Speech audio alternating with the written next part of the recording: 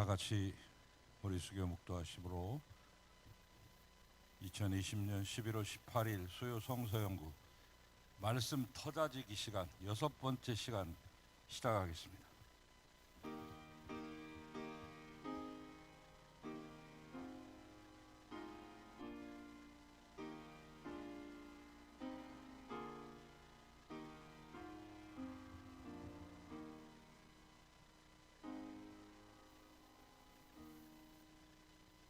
내가 주의 법도들을 작은 소리로 읊조리며 주의 길들에 주의하며 주의 율례들을 즐거워하며 주의 말씀을 잊지 아니하리이다. 내가 주의 법을 어찌 그리 사랑하는지요. 내가 그것을 종일 작은 소리로 읊조리나이다. 아멘. 38장을 찬송하시겠습니다. 찬송가 38장을 부르시겠습니다.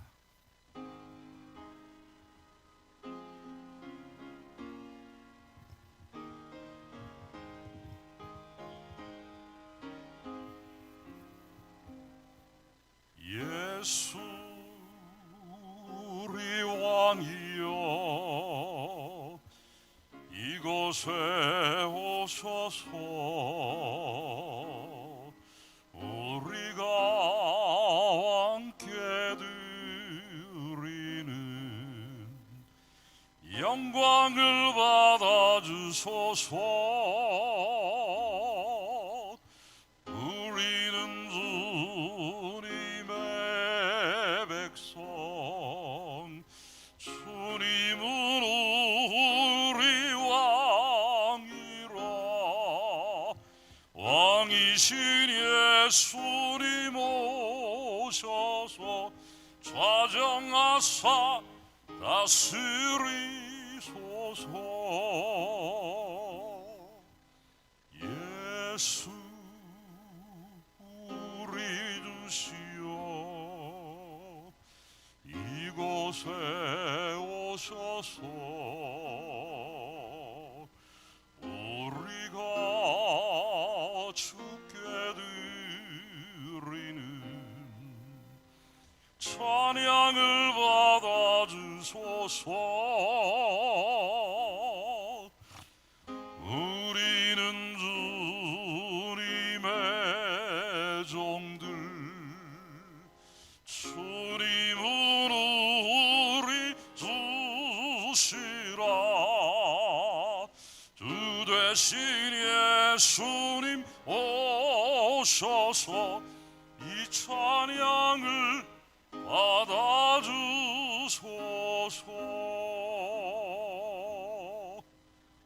함께 기도하실 때 김성희 집사님께서 기도를 인도하시겠습니다.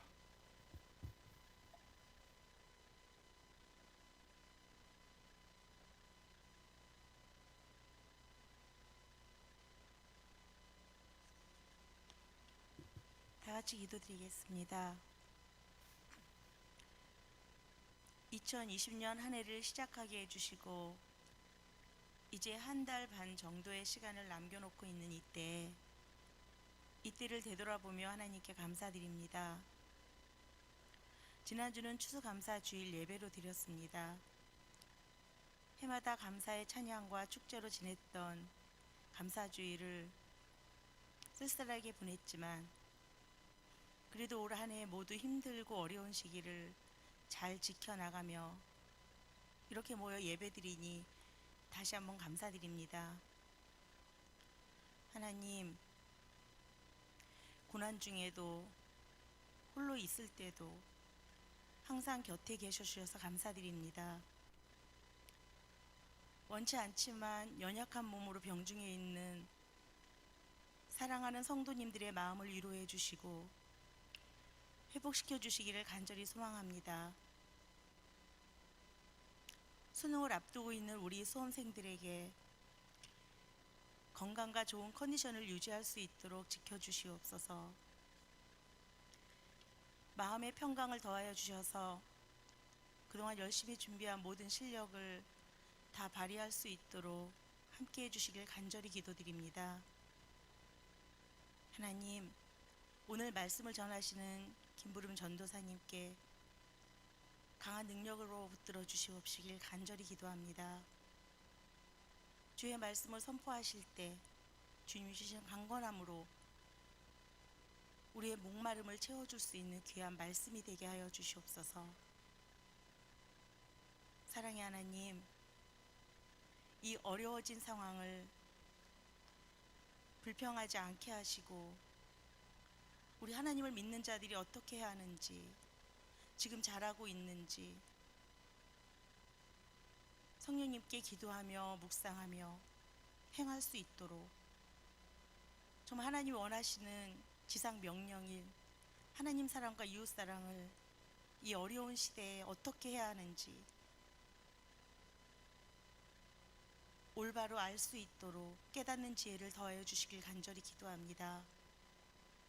사랑의 하나님, 말씀의 다림줄을 허락하여 주셔서 주의 나라와 의를 구하는 하나님의 뜻을 따라 살아가는 우리 모두가 되게 해주시길 간절히 기도합니다.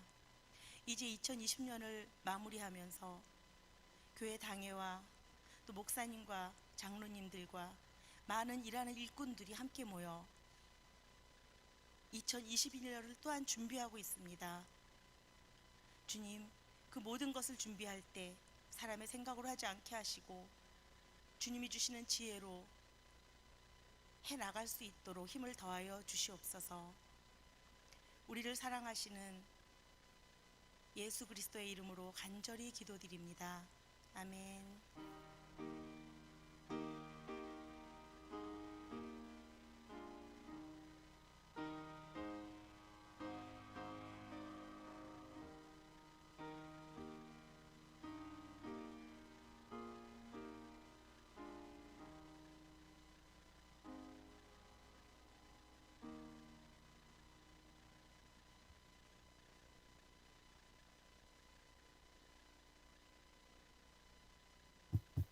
우리는 지금 창조절 11째 주일과 감사 주일 주간을 보내고 있습니다. 하나님의 은총이 여러분과 함께 하시기를 바랍니다. 오늘 밤에도 주님 만나기 위해서 이 현장에서 또 영상으로 함께 참여하시는 모든 분들에게 우리 주님의 넓고 크신 은총이 함께 하시기를 간절히 소망합니다. 샬롬 하시죠. 샬롬.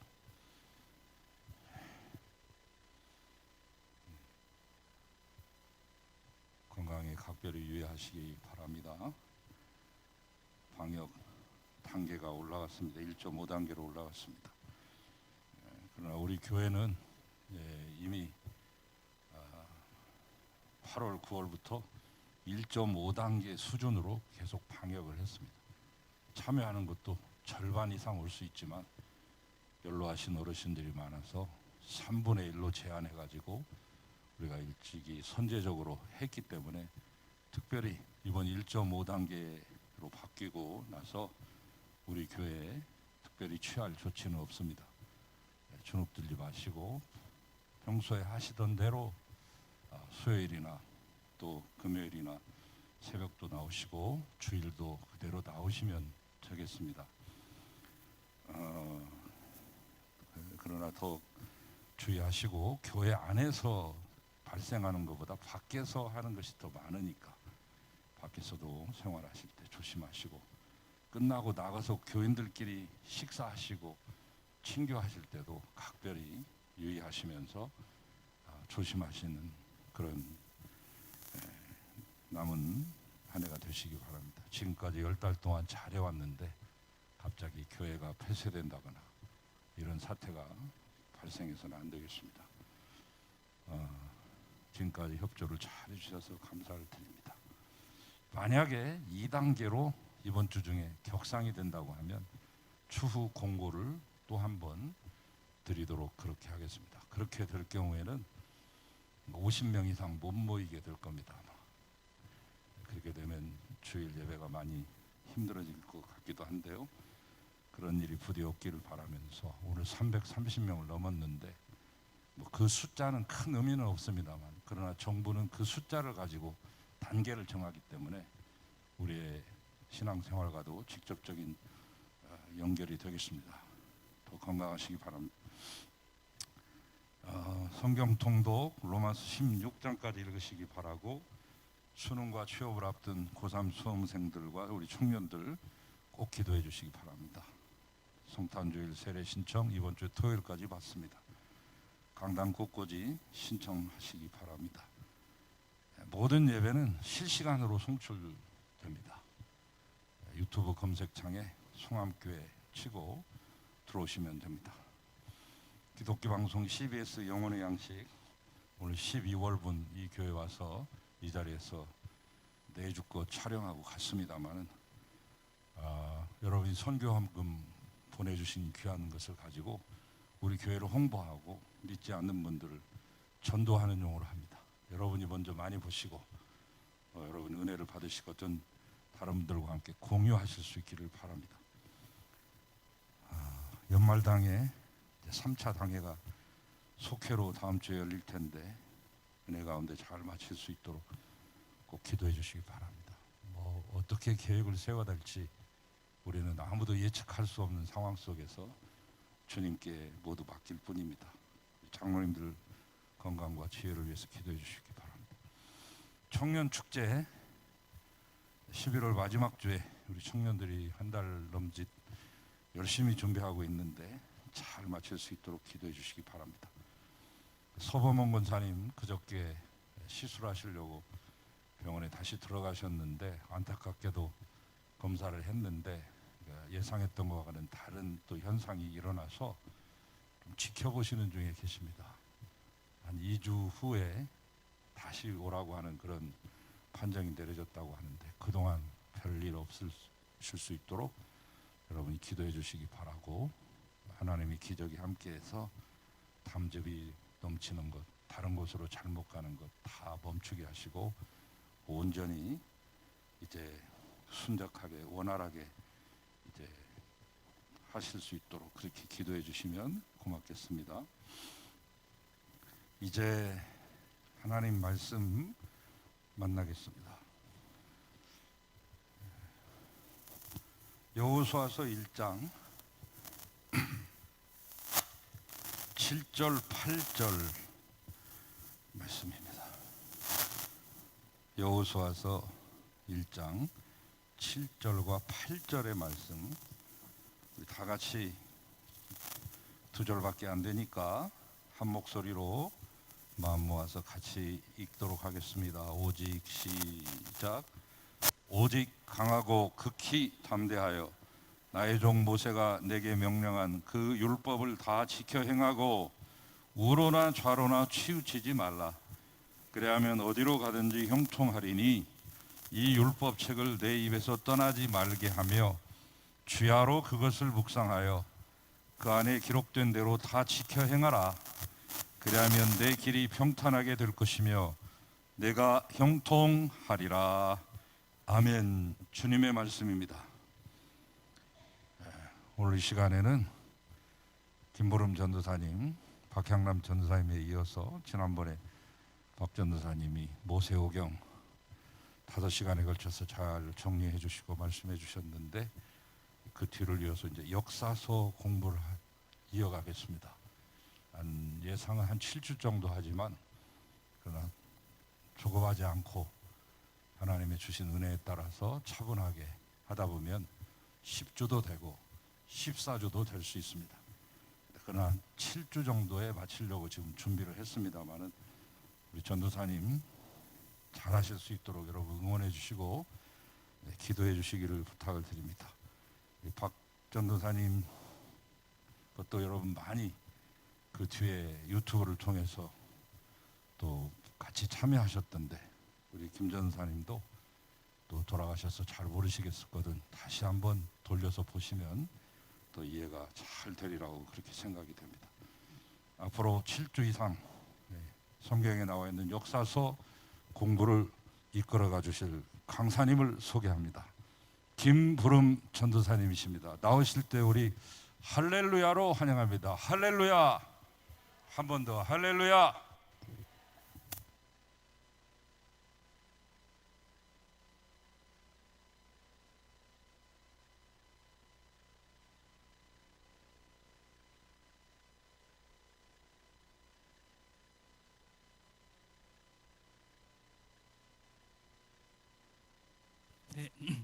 반갑습니다. 비가 와가지고 많이 안 오실 줄 알았는데요. 보니까 군데군데 가득 차신 것 같아가지고요. 너무 감사하고, 그리고 또 네, 말씀을 사모하시는 우리 송암교회 성도님들이 귀해 보이시는 것 같습니다. 예, 네, 말씀을 사모하는 이 자리에 나오신 여러분들을 모두 축복합니다. 네, 이번 주부터 저랑 함께 역사서에 대해서 여러분과 함께 공부하려고 합니다. 네, 역사서에 대해서 좀 생소하지 않으시나요? 각 권의 책들에 대해서 여러분들이 잘 아시고 계시겠다라고 생각은 드는데요. 그래도 이 역사서라는 주제 자체는 좀 생소할 것 같아가지고요. 여러분과 함께 역사서 강의를 함께 진행해 보도록 하겠습니다.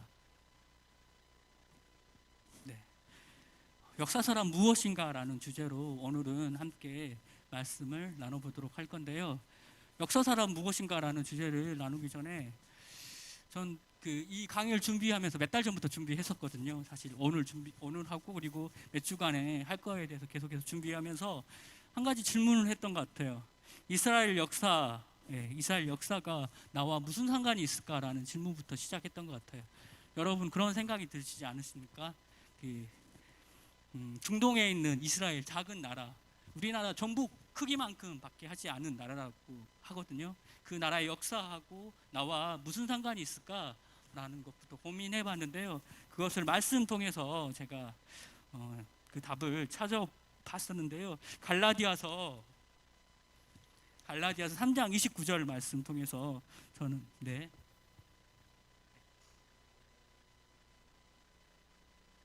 죄송합니다. 계속해서 내려가가지고요. 이 마스크 안 내려가려고 코골이도 했는데 이게 계속 코를 찌르네요. 네, 말씀 갈라디아서 3장 29절 말씀 제가 읽어드리도록 하겠습니다. 너희가 그리스도의 것이면 곧 아브라함의 자손이요 약속대로 유업을 이을 자니라 라고 갈라디아서 말씀 통해서 바울이 우리에게 말하고 있는 말씀을 확인할 수 있었습니다.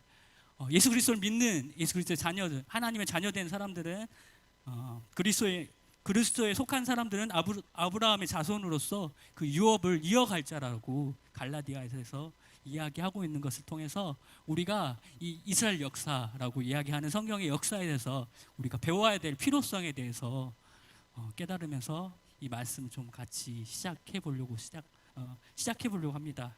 근데 준비하면서 여러분 좀 어렵지 않을까라고 고민하면서 그래도 조금 더 재밌게 해보려고 많이 노력해 보겠습니다.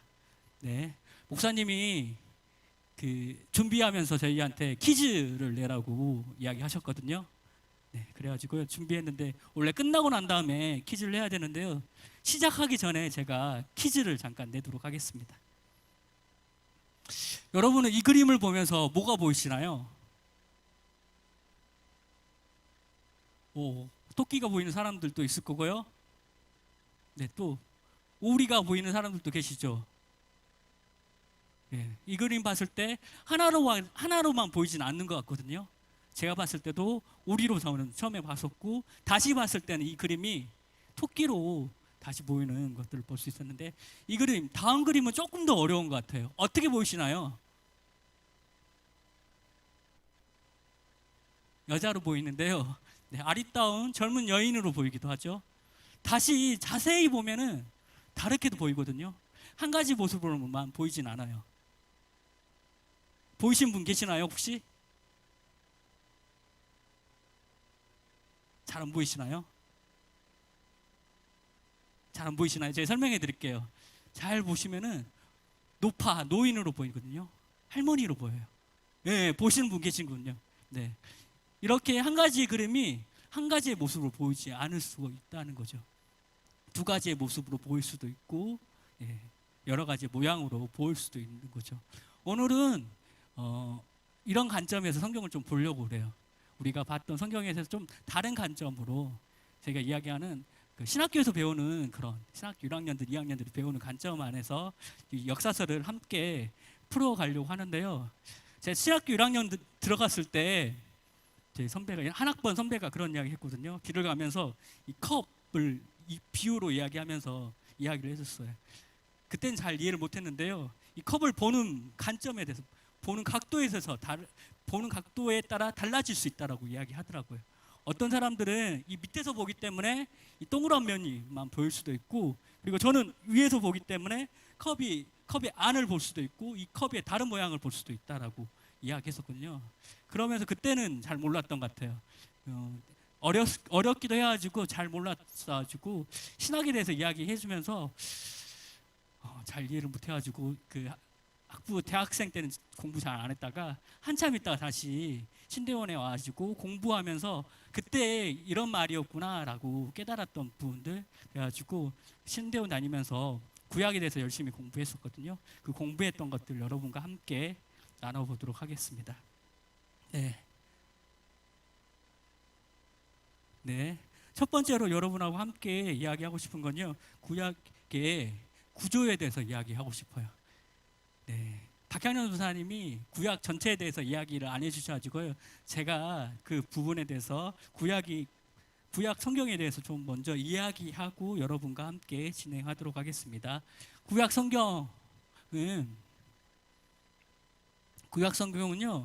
네, 유대교, 이슬람교 그리고 기독교라는 세 개의 종교에서 함께 공유하는 정경이라고 이야기하는데요, 우리 말로 하면 성경책이라고 이야기할 수 있어요. 특히 기독교에서는 가톨릭과 그리고 우리 개신교가 함께 보는 성경이 이 구약 성경이라고 볼 수 있죠. 이슬람 성경도, 이슬람에서 보는 쿠란도 조금 비슷하지만은 뒤에 보면 좀 다르기 때문에 여기서는 제외하고요. 우리가 보는 성경과 그리고 구약 유대교에서 보는 성경과 조금의 차이가 있다는 거 여러분들 아시나요? 내용은 같아요. 내용은 같은데 순서가 좀 다르기도 하고, 그리고 우리가 가지고 있는 성경이 조금 더 추가된 내용들을 가지고 있는 것들을 볼 수 있어요. 네, 먼저 우리 기독교 개신교에서 성경을 이렇게 구분하고 있습니다. 제가 지난주까지 배웠죠. 5가지의 오경에 대해서 배우면서 창세기, 출애굽기, 레위기, 민수기, 신명기, 이렇게 5개의 성경에 대해서 여러분들 잘 배우셨다라고 믿습니다. 그리고 저와 함께 공부하실 게 역사서에 대해서 공부하실 거예요. 이렇게 12권의 총 12권의 책이 하나 더 나왔네요. 네. 12권의 책을 배울 것인데, 요수아서, 사사기, 룻기, 사무엘 상하, 그리고 열왕기 상하, 역대기 상하, 에스라, 느헤미야, 에스더, 이렇게 총 12권의 책을 배우도록 하겠습니다. 그리고 다음 순서로 받아서 시가서 및 지혜서라고 이야기하는 욥기, 시편, 잠언, 전도서, 아가서 총 5권의 책, 그리고 예언서는 소예언서, 대예언서 이렇게 2가지로 나눠지게 되어 있거든요. 대예언서에서는 이사야, 에레미야가, 그리고 에스겔, 다니엘, 이렇게 예언자의 이름을 딴 책들 5권에 대해서 저희가 배울 거고, 그리고 마지막으로 소예언서라고 이야기하는 12권의 책을 구약에서는 이렇게 배우게 될 거예요. 좀 보시면서 특징을 좀 아시겠나요? 보면서 제가 정리하면서 다시 봤던 게, 구약에서 그러니까 이스라엘 히브리 사람들이 좀 중요하게 생각하는 숫자들이 좀 보이지 않으시나요? 10이라는 숫자, 그리고 5이라는 숫자가 반복해서 나오고 있는 것들을 이렇게 볼 수 있습니다. 그리고 기독교 전통의 개신교의 구약 성경은 오늘 아침에 새벽에 담임 목사님도 이야기하셨던 그 70인역 전통을 따라서 이렇게 구분이 되고 있어요. 원래 히브리어 성경과 좀 다르게 이렇게 나타나는 모습들이, 성경의 순서가 배열되어 있는 것들을 우리가 알 수가 있습니다. 그 다음으로 들어가서요, 전체적인 이 구약의 구조에 대해서 좀 설명하려고 합니다.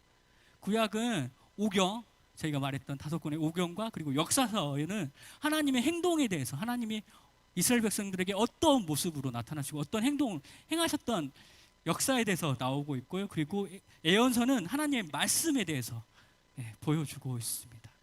그리고 이거에 대한 반응으로 이스라엘 백성들의 응답으로 시가서, 우리가 잘 알고 있는 시편들, 잠언, 이런 것들, 지혜서들이 그거에 대한 반응으로 나타나고 있는데요.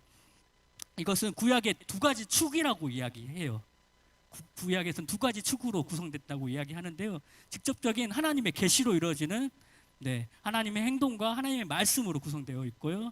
그리고 시가서, 사람의 응답으로 되어 있는, 네, 인간의 신앙 고백적인 응답이라는 두 가지 측으로 이 성경이, 구약 성경이 구성되어 있다라고, 네, 말합니다. 그러면은 우리가 개신교에서 우리가 보고 있는 이 성경을 봤다라면은 유대교에서 보고 있는 히브리 성경을 함께 좀 봐보도록 할게요. 이게 히브리 성경이거든요. 제 그 이야기하는 게 BHS라고 이야기하는 성경이고, 네, 이 성경은 좀 다르다고, 순서가 다르다고 이야기했습니다. 네. 이 유대교 성경은 세 가지로 구분되어 있거든요. 이 세 가지로 구분된 거는 첫 번째로 토라라고 이야기하는 율법서예요. 율법서. 토라. 네, 토라는 야라라는, 가르치다라는 히브리 뜻에서 왔고요. 이것이 변형되어서 토라라고 이야기하고 있고, 율법서 우리하고 똑같이 창세기, 출애굽기, 레위기, 민수기, 신명기 이렇게 5경이 토라라고 이야기하고 있습니다. 이 다음부터 조금 달라져요. 이 다음부터 순서가, 이 유대교는 우리하고 좀 성경이 달라지는 것들을 볼 수 있는데요. 그 다음은 예언서라고 이야기하고 있는데, 이 예언서는 느비임이라고 이야기하는데요. 히브리 언어로 나비가 예언자예요. 예언자. 다른 이름도 있긴 하는데요. 나비가 예언자라는 이름을 가지고 있는데, 이 예언자들 해가지고 그 나비들의 복수형으로 해서 느비임이라는 제목이 이렇게 붙여져 있습니다. 그리고 이 예언서는 우리와 좀 다르게 정기 예언서 그리고 후기 예언서 이렇게 나눠진 것들을 볼 수 있는 거죠. 정기 예언서에 6권의 책들이 있는데요. 요수아서, 사사기서, 사무엘서, 사무엘하, 그리고 열왕기상, 열왕기하 이렇게 나눠져 있습니다. 근데 원래 히브리어 성경에서는요, 이 책이, 그러니까 열왕기상하, 그리고 사무엘상하, 그리고 네, 이런 책들이 한 권으로 뭉쳐져 있어요. 우리가 상하로 나눠 있는 책이 구분되지 않고 같이 한 권으로 되어 있는 것들을 볼 수 있고요. 그리고 후기 역사서로 들어가서 15권이 있는데요. 이 15권은 대예언서에서 이사야서, 예레미야서, 에스겔 이 세 권이 있고, 그리고 소예언서로는 우리가 또 이야기하고 있는 호세아부터 시작해서 이 말라기까지 해가지고요, 12권의 책이 후기 예언서에 속합니다. 그리고 이 정기 예언서는 우리가 흔히 우리 개신교에서 말하는 것처럼 역사서에 속하는 책으로 들어가고 있고, 후기 예언서는 우리의 예언서로 들어가고 있는 것을 볼 수 있고요. 그 다음으로 넘어가서 성문서라고 이야기하는 케투빔인데요. 케투빔은 성문서, 거룩한 것들, 거룩한 문서들이라는 뜻을 갖고 있고, 이사야서 6장에서 보면은 우시아 왕이 죽고 난 다음에 이사야가 성전에서 하나님의 천사들을 보잖아요. 그리고 거기에서 외쳤던 이야기가 거룩하다 거룩하다 할 때 그 거룩이 카도시거든요. 이 카도시가 변해서 케투빔, 이것도 복수로 이렇게 해서, 네, 성문서들이라는 뜻을 가지고 있습니다. 그 성문서에 속하는 책들은 시편, 욥기, 잠언, 룻기, 아가서, 전도서, 예레미야가, 에스더, 그리고 다니엘, 에스라, 느헤미야, 역대상하 이렇게 되는데요. 여러분들 아시나요? 이 히브리어 성경의 마지막 책은 말라기가 아니라는 거, 역대기로 끝나고 있는 것들을 볼 수 있습니다. 우리하고 많이 다르죠. 그런데 내용은 그걸 별 차이 없이 볼 수 있습니다. 다음으로 넘어가가지고요, 저희 함께 이스라엘 역사의 특징에 대해서 함께 보도록 하겠습니다. 이스라엘 역사는 애언 성취의 역사입니다. 이게 무슨 말일까요? 애언 성취의 역사. 네. 우리가 이 구약 성경에서는 시제가 우리가 가지고 있는 시제하고 좀 달라요. 시제가 뭐냐면요, 과거, 현재, 미래 이렇게 시간을 가르치는 시간을 가르치는 것인데요. 구약의 역사는 하나님의 예언 성취의 역사이기 때문에 이 예언이 성취됐냐, 되지 않았냐 이렇게 구분이 돼요. 그래서 시제가 완료형, 미완료형으로 이렇게 나눠진 거죠. 그러니까 하나님의 역사의 성취에 따라서 이것이 구분되고 있는 것들을 볼 수 있는 거죠. 뒤에서 조금만 더 설명할게요. 그리고 성경을 타나크라고 이야기하는데요. 오경에서 토라, 그리고 느빔, 케투빔에서 앞자리를 따가지고 타나크라고 이야기하고 있고, 히브리 성경에는 이 역사서가 없다라고 앞에서, 역사서라는 장르가 없다라고 앞에서 제가 말씀드렸고, 이 저희가 가지고 있는 이 역사서가 이렇게 구분되어 가지고 정기 예언서에 요수아서, 사사기서, 사무엘서, 그리고 열왕기서 이렇게 들어가고 있고요. 그리고 성문서에 역대기, 에스라, 느헤미야, 에스더 이렇게 구분해 가지고 역사서가 들어가 있는 것들을 볼 수 있습니다. 그리고 우리가 흔히 말하는 후기 예언서가 역사서를 뜻하고 있습니다. 그리고 과거에 일어났던 일에 대해서 이 사람들의 그 히브리 사람들의 사고에 대해서는 중요하지가 않아요. 하나님의 예언의 말씀의 성취가 됐냐, 되지 않았냐, 이게 너무나도 중요하기 때문에 구약은 단순히 과거의 기록의 역사가 아니라 하나님의 예언의 성취에 대한 기록을 담고 있는 책이 이 구약 성경이라고 볼 수가 있습니다. 그래서 구약 성경의 역사는 해석된 역사라고 이야기하고 있어요. 이게 무슨 말일까요? 해석된 역사. 해석된 역사. 다시 말해서 신앙 고백적인 역사라고 이야기할 수 있는 거예요. 역사학자 랑케라는 사람이 이렇게 이야기하거든요. 이 사람은 역사학자의 사명을 이야기하면서 역사의 객관성에 대해서 강조하고 있어요. 그러니까 있었던 그대로의 역사 또는 상세한 연대기에 기준해가지고 그 역사를 기술하는 것에 대해서 이야기하는데요. 그런데 성경은 다른 관점에 대해서 이야기하고 있는 거예요. 제가 앞에서도 봤던 것처럼 그림 보면서 우리 다르게 봤던 것처럼 성경은 다른 관점에서 이야기하는 거죠. 선택적인 그리고 해석적인 진술 그리고 신앙적인 고백을 통해 가지고 이렇게 역사를 기술하고 있는 것들을 볼 수 있습니다. 구약 역사는 객관적인 기술이 아니라 이스라엘이 경험한 하나님의 관계성 안에서 신앙 고백적인 적으로 진술한 글이라고 우리가 볼 수 있습니다. 그러니까 하나님과 이스라엘 백성의 관계를 바탕으로 하나님께서 말씀하신 것들이 성취됐냐, 성취되지 않았냐, 이것이 가장 중요한 역사관이라고 이야기할 수 있습니다. 그래서 이 해석된 역사, 신앙 고백적인 역사라고 이야기할 수 있고요. 또는 이렇게도 이야기할 수 있어요. 신학적 역사라는 표현을 쓸 수가 있는 것입니다. 그렇다면 이게 되게 중요한데요. 그렇다면 어떤 시대에 어떤 관점으로 해석된 역사인가라는 이 질문을 우리가 던질 수가 있는 거죠. 그리고 신학하는 신학자들은 계속해서 성경을 보면서 이 질문들을 하게 되는 거예요. 그리고 이 오늘의 시점에서 어떠한 메시지를 전하고 있는가를 밝히는 게 너무나도 중요한 거죠. 성경을 보면서 지금 현재 일어나고 있는 시대의 상황들을 보는 거예요. 그러니까 지금 코로나가 이 시대에 창궐해 있는데 성경을 말씀을 통해서 우리에게 어떤 메시지가 하나님의 메시지가 전해지는지 그걸 찾아내는 것들이 이 구약 역사를 통해서 해석된 역사를 보는 것을 말할 수 있는 거죠.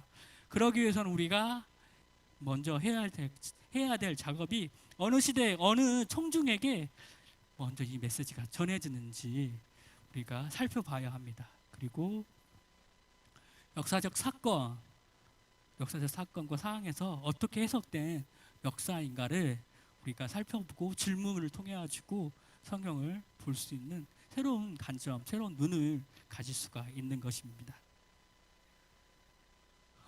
그러면은 성경 본문의 성경 본문의 형성 과정에 대해서 살펴보도록 하겠습니다. 이스라엘 백성들이 하나님 체험을 하고 난 다음에 이 사건과 역사적 경험이 먼저 있게 되는 거죠.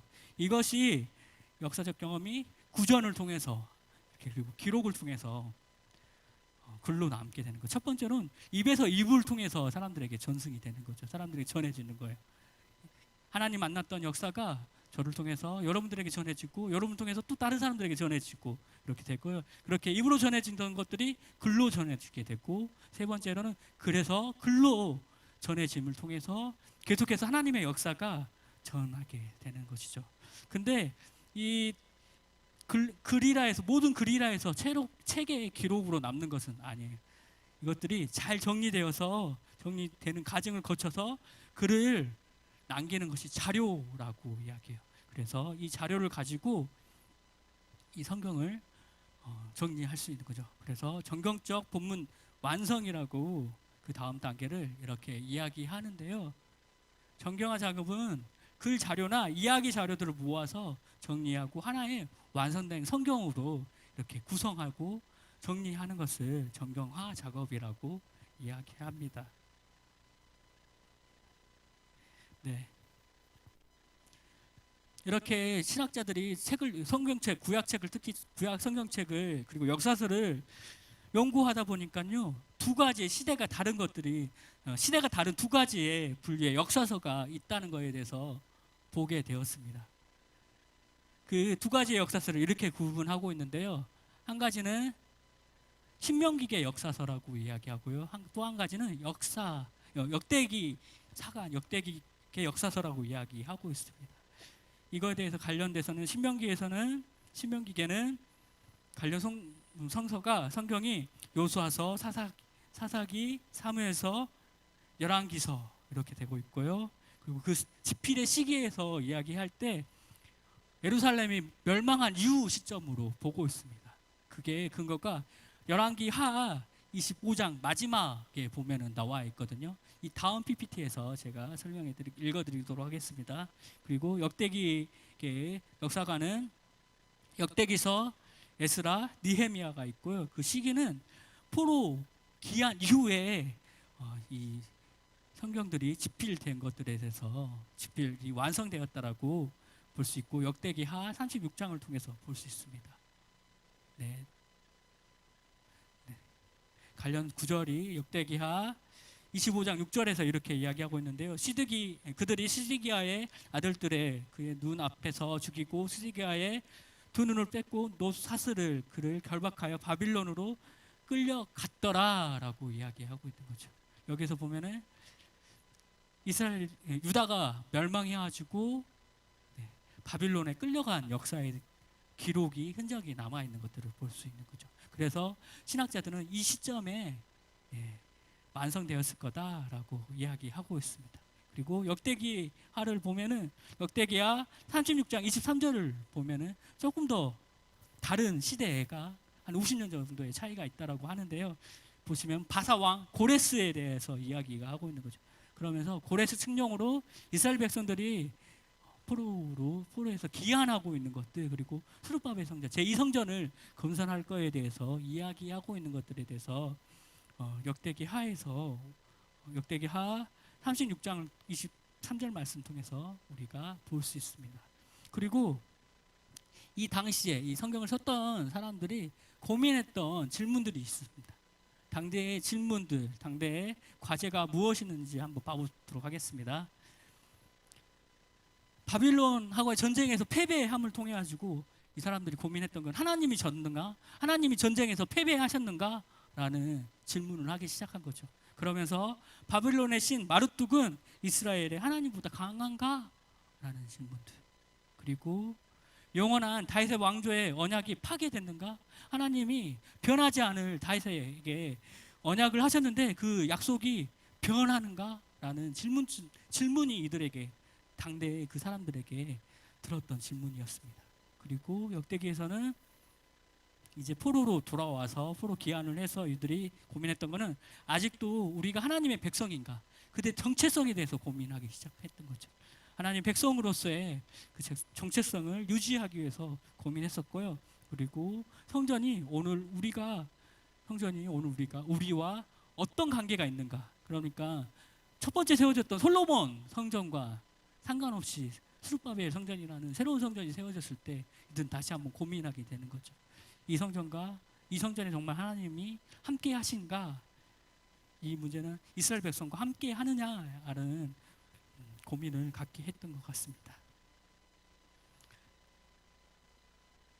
또 시대에 따라 다른 역사관에 대해서 설명하려고 하는데요. 신명기계에서는 이렇게 역사관에 대해서 고민하고 있습니다. 이스라엘 멸망 이후에 하나님의 율법을 순종하느냐 아니하느냐의 관점에서 국가의 성공과 실패가 갈라지는 것에 대해서 설명하고 있는 거죠. 하나님께 잘 복종하고 율법을 잘 순종했을 때 이 나라가 성공되고, 그리고 그렇지 않았을 때 실패했던 역사에 대해서 기술하고 있는 것들을 볼 수 있고요. 그리고 역대기서에서는, 역대기 관점에서는요, 귀한 공동체의 정체성에 대해서 이야기하고 있어요. 정체성 확립과 그리고 사명에 대해서, 고치에 대해서 설명하고 있고, 제사장 나라로서의 확립을 위한 역사적 해석에 대해서 이들이 설명하고 있는 것들을 볼 수 있습니다.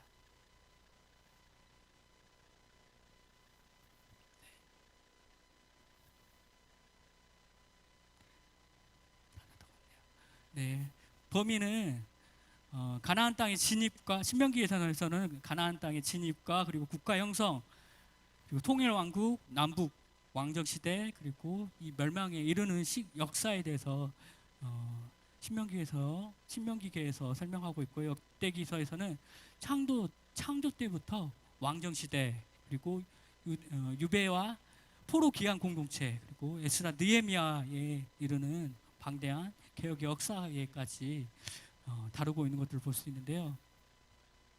이 역대기의 관점에서는 보면은요, 역대기 1장에서 보시면은 아브라함부터 시작해가지고 아브라함부터 시작해서 아브라함까지, 그리고 계속해서 족보에 대해서 설명하고 있는 것들을 볼 수 있습니다.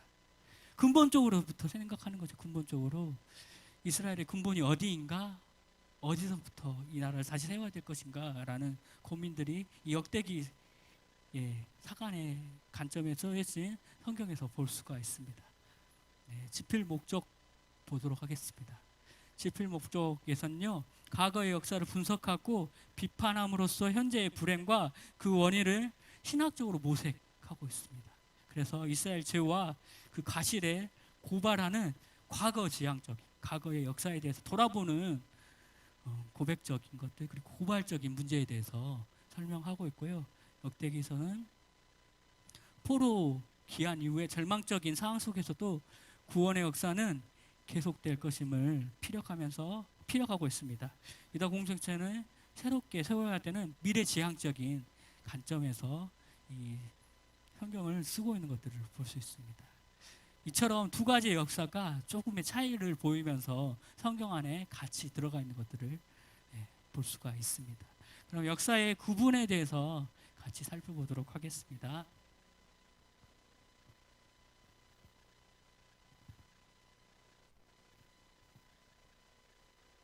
구약 성경의 시대의 구분에 대해서 창세기 1장부터 11장 원역사라고 이야기해가지고 역사에서 위에 그 밖에 열애시켜서 이야기하고 있고요. 이스라엘 역사를 시작을 아브라함으로 보면 되시고요. 그래서 첫 번째 시대가 족장 시대입니다. 그리고 이 시기를 BC 2000년경부터 시작한다라고 학자들은 보고 있습니다. 그래서 이 족장 시대가 지나서 출애굽 시대로 들어가고 광야 시대로 들어가는데, 출애굽 시대가 BC 15세기로 추측하고요. 그리고 광야 시대를 13세기로 보고 있습니다. 그리고 저하고 함께 보고자 하는 게 이 가나안 정착 초기 시대부터 페르시아 시기까지인데요. 가나안 정착 시기를 11세기로 보고 있고요. 그리고 통일 왕국 시기를 1050년부터 931년까지, 솔로몬까지 이렇게 되죠. 그리고 솔로몬 다음부터 분열 왕국 시대가 시작되고 북이스라엘이 931년에 이스라엘 분열되고, 그리고 722년에 북이스라엘이 멸망하는 역사가 있습니다. 그리고 분열 이후에 남유다가 586년에 멸망하는데요. 세 번에 걸쳐서 이렇게 남유다가 멸망하는 과정에 있습니다.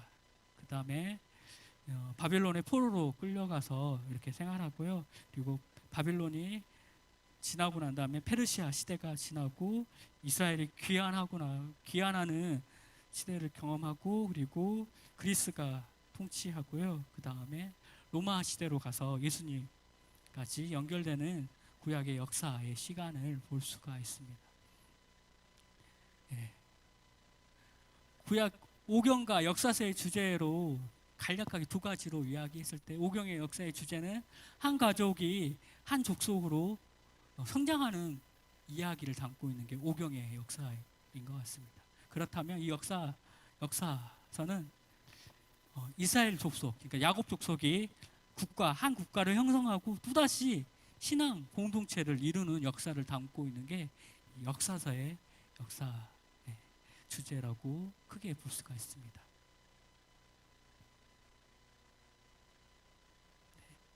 그 다음에 왕정 시기의 구분에 대해서 크게 왕정 시기를 세 가지로 구분할 수 있는데요. 네. 가나안 땅 정착 초기에, 그리고 왕정기, 유배 기환 이렇게 나눌 수 있고요. 가나안 땅 정착과 초기에서는 요수아서, 그리고 사사기, 룻기가 이렇게 포함되어 있고, 룻기 시대는 사사기에 포함되어 있는 시기입니다. 그리고 왕정은 열왕기, 그리고 사무엘 상하, 열왕기 상하, 그리고 역대기 상하 역사들, 그리고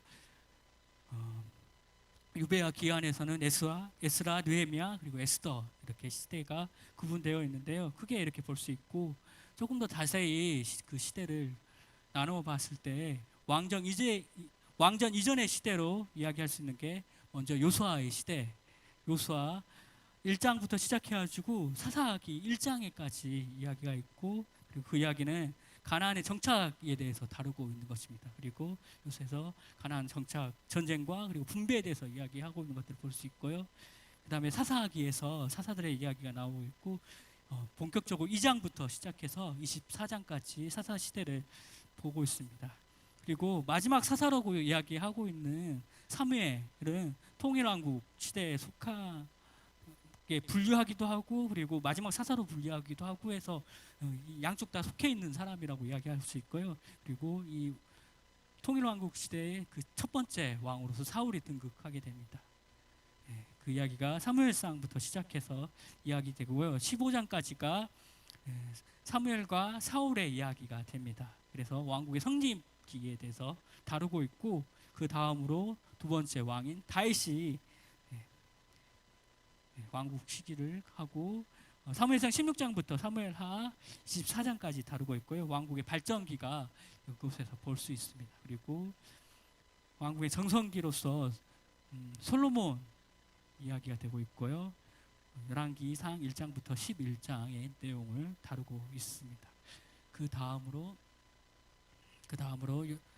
분열왕국 시대로 남북 왕국으로 나눠가지고 왕들이 20명, 19명, 뭐 또 20명이라고도 이야기하는 왕들의 이야기가 되고 있는데요. 이거는 열왕기 가지고 왕들에 대해서 설명하도록 하겠습니다. 그러면서 왕국의 세태기에도 다루고 있고요. 그리고 남유다 시대를 거치면서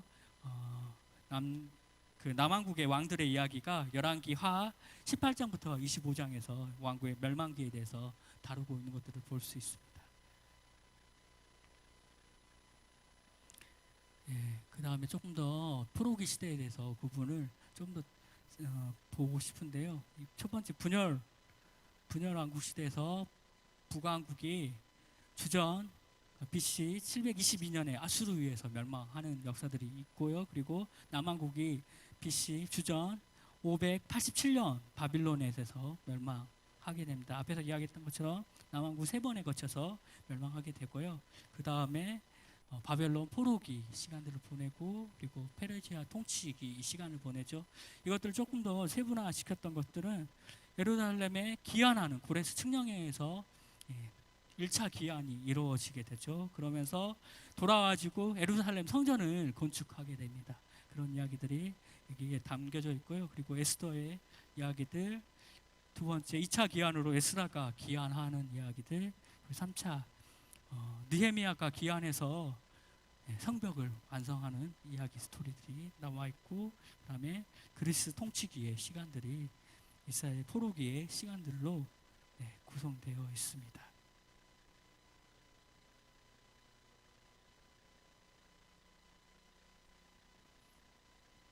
네, 이렇게 역사서에 대해서 함께 같이 봤고요. 역사서 제가 같이 이 말씀 통해서 이야기하고 싶었던 거는 성경이 한 가지의 관점, 우리가 보는 그 관점 말고도 또 다른 관점으로 있는 것들에 대해서 아시고 같이 그런 것들을 더 새로운 방법에서 알아갈 수 있는 시간이 되었으면 좋겠다라는 생각으로 강의를 준비해 봤고요. 저는 오늘 역사서 강의를 이렇게 하고 역사서 강의하고요. 각권별로 이렇게 해서 요수와서 사사기 룻기 이렇게 엮어서 하고요. 그리고 4강에서 사무엘 상하, 그리고 5강에서 열왕기 상하 왕들의 연대에 대해서 이야기할 거고요. 그리고 6강에서 역대기서에 대해서 이야기하고요. 마지막 강의로 에스라, 느헤미야, 에스더 이렇게 정하면서 정리하도록 하겠습니다. 감사합니다. 기도하겠습니다. 하나님 감사합니다. 이스라엘 역사를 통해서 우리 가운데 말씀하여 주셔서 감사합니다. 하나님, 하나님의 말씀이 우리 가운데 살아계심을 우리가 깨닫게 하시고, 이 말씀이 이스라엘 백성에게 경험되어졌던 것처럼 우리 삶 가운데서도 경험되어지게 하여 주시옵소서. 온전히 주의 말씀 붙드는 우리 송암교회 모든 성도님들이 될 수 있도록 도와주시옵소서. 감사합니다. 주님, 예수님의 이름으로 기도드립니다.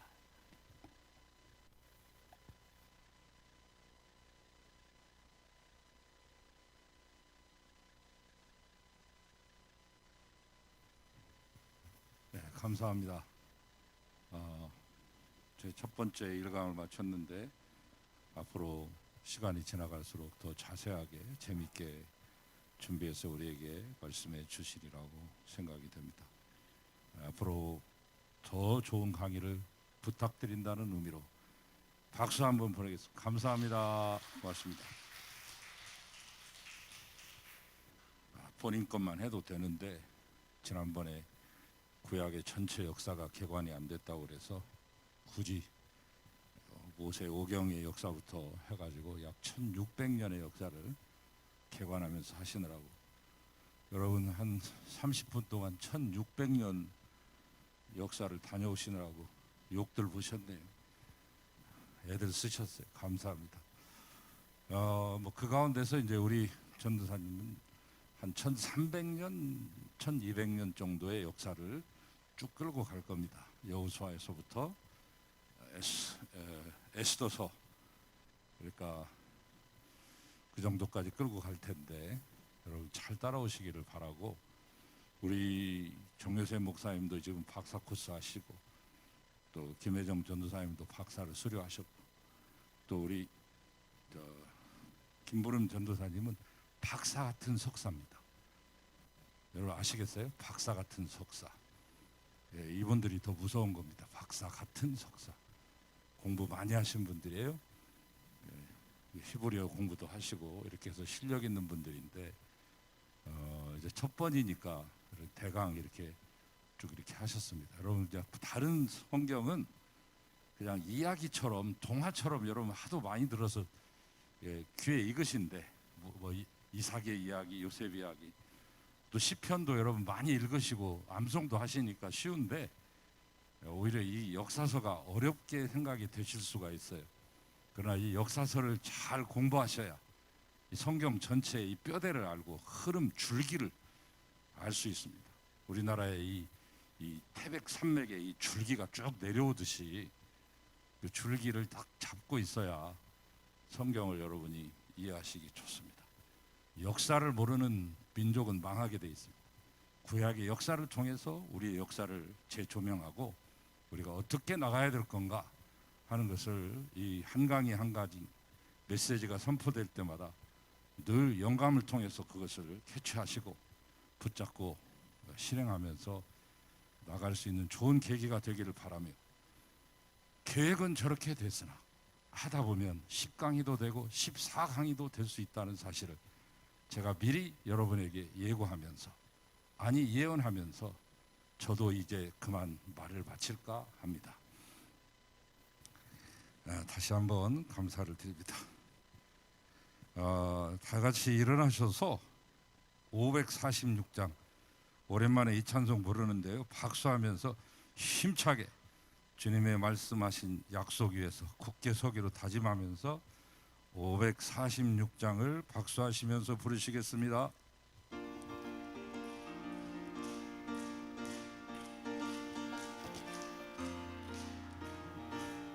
주님 약속하신 말씀이 예서 영원토록 주 찬송하리라. 소리 높여 주께 영광 돌리며 약속 믿고 굳게 서리라. 이 약속 믿고 굳게 서리. 영원하신 말씀 위에 굳게 서리. 굳게 서리. 그 말씀 위에 굳게 서리. 주의 약속하신 말씀 위에서, 주의 약속하신 세상 염려 내게 엄습할 때 세상 염려 내 용감하게 힘써 싸워 이기며, 용감하게 힘써 싸워 이기며 약속 믿고 굳게 서리라. 할렐루야. 굳게 서리. 영원하신 말씀 위에 굳게 서리. 굳게 서리. 그 말씀 위에 굳게 서리라. 의의 약속하신 말씀이 예서 영원하신 주의 사랑 힘입고 성령으로 힘써 싸워 이기며 약속 믿고 굳게 서리라. 이 약속 믿고 굳게 서리. 영원하신 말씀 위에 굳게 서리. 굳게 서리. 그 말씀이 굳게 서리라. 아멘. 주님 약속하신 말씀이 예서 성령 인도하는 대로 행하며 주님 품에 항상 안식 얻으며 약속 믿고 굳게 서리라. 할렐루야. 굳게 서리. 영원하신 말씀 위에 굳게 서리. 굳게 서리. 그 말씀 위에 굳게 서리라. 주께서 가르쳐 주신 기도로 마칩니다.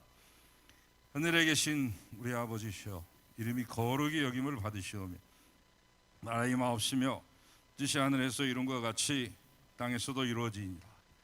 오늘날 우리에게 일용할 양식을 주옵시고 우리가 우리에게 죄진 자를 사하여 준 것 같이 우리 죄를 사하여 주옵시고 우리를 시험에 들게 하지 마옵시고 다만 하기에서 구하옵소서. 대개 나라와 권세와 영광이 아버지께 영원히 있사옵나이다. 아멘.